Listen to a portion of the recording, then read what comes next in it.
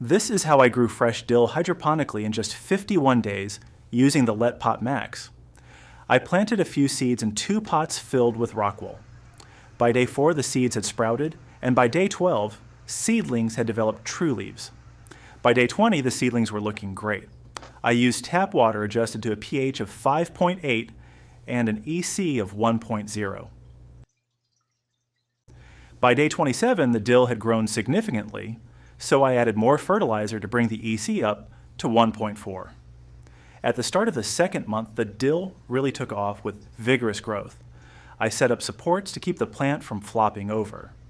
To keep the dill healthy and encourage fresh growth, I gave it a light trim.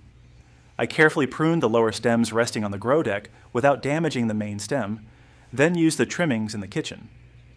The dill's rapid, lush growth was fueled by the powerful LetPot Max grow light, which I ran on a 16-hour light schedule, 16 hours on, 8 hours off. I kept a gap of at least 2 to 3 inches between the top leaves and the light panel. I checked the pH and EC almost every day, and whenever the readings drifted out of the ideal range, I corrected them right away. Thanks to the pruning on day 33, the dill bushed out even more, so I gave it another trim. I removed an entire shoot right where it met the main stem, taking care not to damage the stem itself. Before pruning, I disinfected the shears. I checked the water level every day and topped it off as needed. By day 43, the dill had grown into a large, bushy plant, so I added a final dose of nutrients to maximize the yield. I never changed the water or cleaned the reservoir during the entire grow cycle. An air pump paired with an air stone provided continuous aeration, keeping root rot at bay.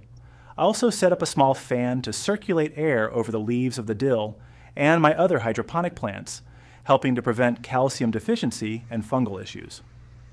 On day 45, I noticed that one shoot had grown much taller than the rest, so I pruned it back to encourage even growth.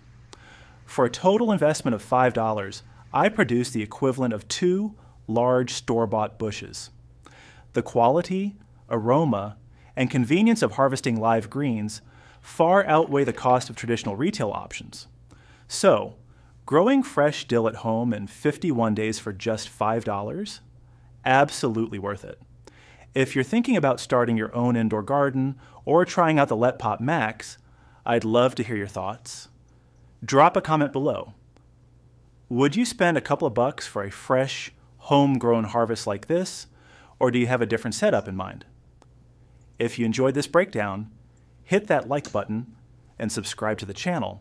I've got more smart garden tests, cost breakdowns, and crop updates coming your way very soon. Thanks for watching, and happy growing.